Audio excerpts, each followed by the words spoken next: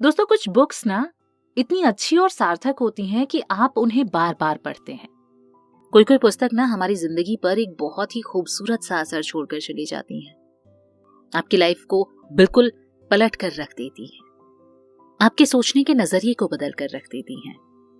Hi friends, मैं हूं स्वाति। किस्से सुनाती हूँ, कहानियां सुनाती हूँ, पोइट्री सुनाती हूँ। मैं बात कर रही हूँ किताब एज अ मैन थिंकेथ की, जिसे जेम्स एलन ने लिखा है।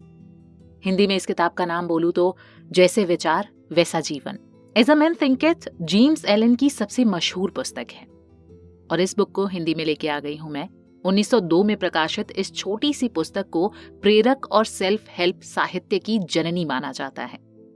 इस पुस्तक में बताया गया है कि आप अपने विचारों को बदलकर अपनी तकदीर कैसे बदल सकते हैं, अपनी परिस्थितियों को कैसे बेहतर बना सकते हैं, अपनी सेहत में कैसे सुधार कर सकते हैं, अपने लक्ष्य तक कैसे पहुंच सकते हैं, सुख और शांति कैसे पा सकते हैं।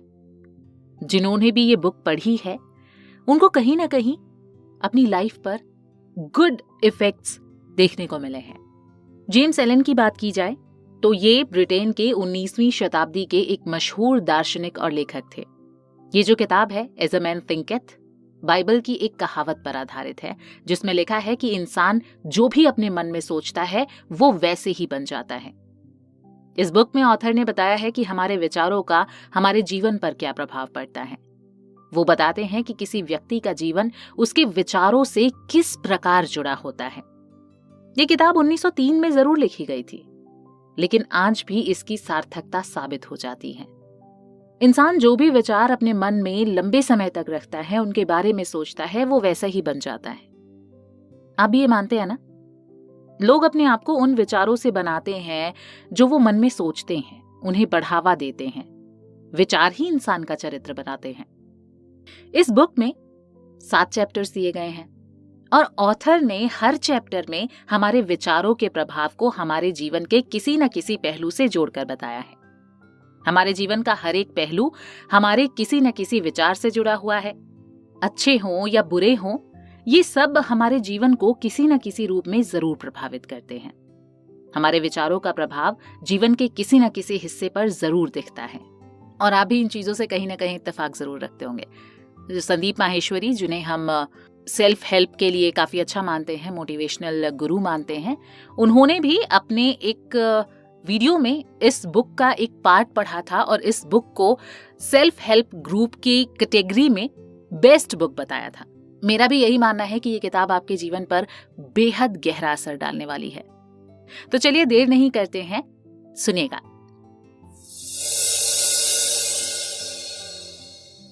पहला अध्याय, विचार और चरित्र। एक कहावत है कि जैसा मनुष्य अपने मन में सोचता है वो वैसे ही बन जाता है।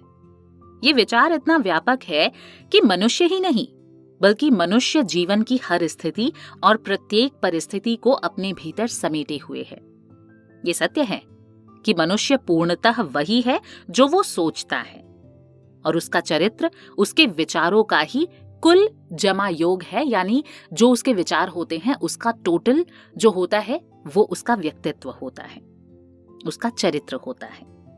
मैं आपको ये चीजें एक्सप्लेन भी करती चलूंगी बीच बीच में, जिससे कि आपको थोड़ा सा हेल्प हो जाए इस बुक को इजीली समझने में। जिस तरह धरती की गहरी परतों के नीचे छिपा कोई बीज बिना अंकुरण के बाहर नहीं आ सकता, इसी तरह व्यक्ति का प्रत्येक कर्म उसके विचारों का ही परिणाम है, जो कि ठीक बीज में अदृश्य प्रभाव की तरह है। यानी आसान भाषा में मैं कहूं तो जैसा बीज बोओगे वैसा ही फल काटोगे। विचार अदृश्य हों अथवा स्पष्ट तौर पर दिखने वाले इन विचारों के बिना किसी भी कार्य की कल्पना नहीं की जा सकती। ये बात स्पष्ट तौर पर सभी प्रकार के कार्यों पर समान रूप से लागू होती है, चाहे उन्हें कितना ही त्वरित, अप्रत्याशित या बिना सोचे हुए किया हुआ अथवा सूझबूझ के किया हुआ माना जाए। कर्म विचारों से ही शोषित और पल्लवित होता है। सुख और दुख इसी के फल हैं। व्यक्ति बाग के एक माली की तरह है जो अपनी बगिया में मीठे और कड़वे फल खुद लगाता है। मन में उपजे विचारों ने ही हमारा निर्माण किया है। हम आज जो कुछ भी हैं, इन्हीं विचारों का परिणाम है। अगर व्यक्ति के मन में गलत विचार पल्लवित हैं, तो दुख उसके पीछे पीछे वैसे ही चलेगा जैसे किसी बैलगाड़ी में जुते हुए बैल के पीछे पहिए। मनुष्य ही स्वयं को मिटाता और बनाता है। निश्चित मानिए, यदि किसी मनुष्य के विचार पवित्र हैं और उसमें सहन शक्ति है, तो यकीनन सुख उसके पीछे पीछे ठीक वैसे ही चलते हुए आएगा जैसे कि उसकी परछाई। मनुष्य जीवन नैसर्गिक नियमों के अनुसार विकास करता है, न कि किसी वास्तुकार के वास्तुकला की तरह। विचारों के भीतर ही कारण और परिणाम छिपे हुए हैं। ये विचारों के संसार में भी उतने ही स्थिर हैं, सटीक और अपरिवर्तित हैं, जितने कि इस प्रत्यक्ष भौतिक संसार में। एक महान व्यक्तित्व और देवतुल्य चरित्र का निर्माण संयोग से अथवा भाग्य से नहीं होता, बल्कि ये लंबे समय तक सही दिशा में निरंतर उत्तम विचारों को दिए गए पोषण का परिणाम है। इसी तरह नीच तथा क्रूर चरित्र का होना भी मस्तिष्क में निरंतर घृणित और दुष्ट विचारों के स्थान देने का परिणाम है। मनुष्य ही स्वयं को बनाता या मिटाता है। विचारों के कारखाने में वो ऐसे हथियार बना सकता है जो उसे नष्ट कर दें, या ऐसे औजार बना सकता है जिनसे वो अपने रहने के लिए स्वर्ग जैसे आनंददायक और शांतिपूर्ण महल निर्मित कर ले। जी हां, मनुष्य ही अपने विचारों का मालिक है। वो खुद ही चरित्र को नियत सांचे में ढालने वाला है और अपनी हर परिस्थिति, माहौल और भाग्य का निर्माता स्वयं वही है। मनुष्य यदि सही विचार चुनता है और उन्हें सही तरीके से क्रियान्वित करता है, तो वो मनुष्य देवताओं जैसी पूर्णता को प्राप्त कर सकता है। ठीक इसके विपरीत, यदि मनुष्य गलत विचार चुनता है और गलत तरीके से उनका प्रयोग करता है, तो वो पशुओं के स्तर से भी नीचे गिर सकता है। मनुष्य के सारे चरित्र, सारे क्रियाकलाप इन्हीं दो चरम बिंदुओं के मध्य ही होते हैं, अर्थात मनुष्य देवतुल्य, उत्तम, सामान्य, दुष्ट या नीच, अधम जो कुछ भी होते हैं, वो स्वयं ही अपने चरित्र का निर्माण करने वाला और उसका स्वामी है। वर्तमान काल में बहुत से पुराने और सुंदर सत्यों को संरक्षित कर प्रकाश में लाया गया है, पर उनमें से कोई भी इतना आनंदमयी और लाभदायक नहीं है, उतना दैवीय और विश्वास बढ़ाने वाला नहीं है, जितना ये तथ्य कि मनुष्य अपने विचारों का स्वामी है, अपने चरित्र को स्वयं सांचे में ढालने वाला है और स्वयं ही अपनी परिस्थितियों, माहौल और भाग्य का निर्माता है। हम अपने भाग्य को दोष देते रहते हैं ना, ये हो गया, वो हो गया, फलाना हो गया, ढिमकाना हो गया, लेकिन ये सब आपके विचारों पर निर्भर करता है। यदि आप एक रस्सी को देखें और आपके मन में विचार है कि वो सांप है, तो वो आपको सांप ही दिखाई देगा, रस्सी नहीं दिखाई देगी। मानते हैं ना? यही लेखक का भी कहना है। आगे लेखक कहते हैं कि जो खोजता है वही पाता है। शक्ति, बुद्धि, प्रेम और विचारों का मालिक होने के नाते मनुष्य के हाथ में ही वो चाबी है जिसमें वो हर परिस्थिति को अपने नियंत्रण में ले सकता है, अपना कायाकल्प या नवीनीकरण कर सकता है और जो चाहे वो बन सकता है। मनुष्य हमेशा स्वामी ही होता है, अपनी सबसे दीनहीन अवस्था में भी। जी हां, लेकिन अपनी दुर्बल अवस्था में वो एक मूर्ख स्वामी होता है जो अपनी गृहस्थी का बुरा संचालन करता है।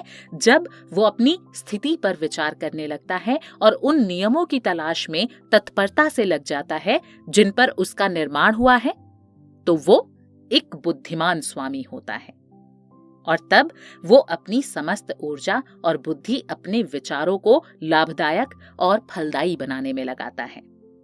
ऐसा मनुष्य जागृत और चैतन्य स्वामी होता है और ऐसा वो आंतरिक चेतना से विचारों के नियमों को खोजकर आत्मविश्लेषण और अनुभवों के आधार पर कर सकता है। बहुत खोजने और खुदाई करने के बाद ही खानों में से सोना और हीरे प्राप्त किए जा सकते हैं। मनुष्य भी अगर अपनी आत्मा में गहराई तक उतरे तो अपने से जुड़े हर सत्य को पा सकता है। वो जान सकता है कि उसी ने अपने चरित्र का निर्माण किया है, अपने जीवन को इस सांचे में ढाला है, अपनी नियति को गढ़ा है। इस तरह ये सिद्ध कर सकता है कि विचारों पर नजर रखने, उन पर नियंत्रण रखने और उन्हें बदलने से उस पर, उसके जीवन पर, दूसरों के जीवन पर कितना प्रभाव होता है। और कर्मों और परिणामों को धैर्य, अभ्यास, गहन विश्लेषण और अपने हर अनुभव को प्रयुक्त करके आत्मज्ञान प्राप्त किया जा सकता है, जो है समझ बूझ, बोधगम्यता, बुद्धिमानी और शक्ति। जो ढूंढता है वो पाता है, जो द्वार खटखटाता है उसके लिए दरवाजे खुल जाते हैं। ये एक शाश्वत नियम है। धैर्य, अभ्यास और अटल संकल्प से ही मनुष्य ज्ञान के मंदिर में प्रवेश पा सकता है। यानी इन शॉर्ट में अगर बात करूं तो क्या ऐसा हुआ है कि कभी हम करेले की बीज लगाएं और उससे आम का फल मिला हो? नहीं ना। उसी तरह जैसे आप विचार रखते हो उसी तरह के इंसान आप बनते चले जाते हो। विचार ना एक बीज की तरह है और उससे किया गया काम हमारा चरित्र बनाता है। गलत विचार गलत काम करवाता है और फिर हमारे हालात बुरे होते चले जाते हैं और हम भाग्य को कोसने लग जाते हैं।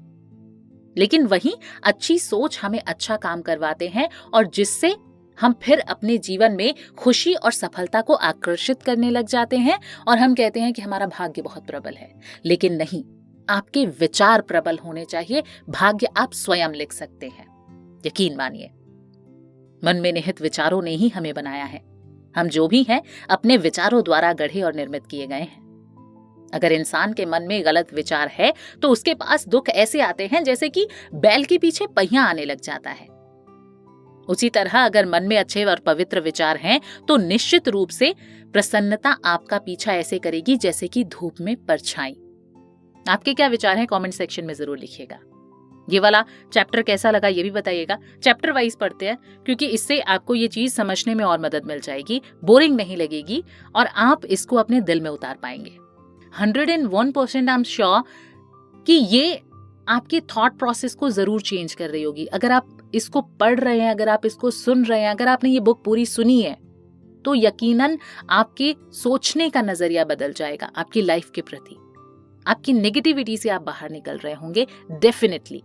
और हाँ, आप कमेंट जरूर किया कीजिए, उससे मुझे पता चलता है कि आप लोगों को ये बुक्स कैसी लग रही हैं, अच्छी भी लग रही हैं या नहीं लग रही हैं। इसके अलावा मुझे और क्या बुक्स लेके आना चाहिए ये भी आप मुझे कमेंट में बताएंगे तो मुझे बेहद खुशी होगी। फिलहाल मुझे दीजिए इजाजत। Bye bye.